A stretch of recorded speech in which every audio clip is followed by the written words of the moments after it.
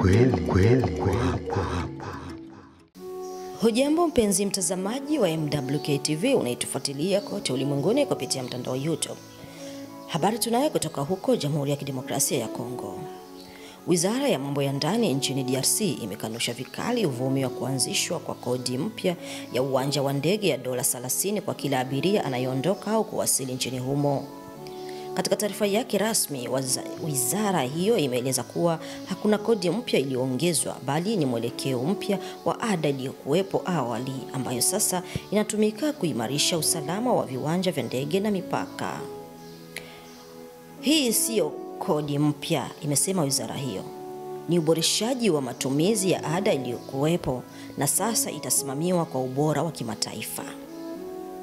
Mradi huyo unatekelezwa na kampuni ya Secureport ambayo italenga kuimarisha mifumo ya ukaguzi na usalama sambamba na viwango vya kimataifa vya usafiri wa anga.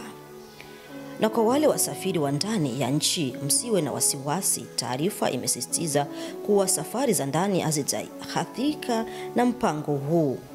Kwa taarifa zaidi, endelea kutufuatilia na matangazo yetu. Hii ni MWK TV. Kweli hapa.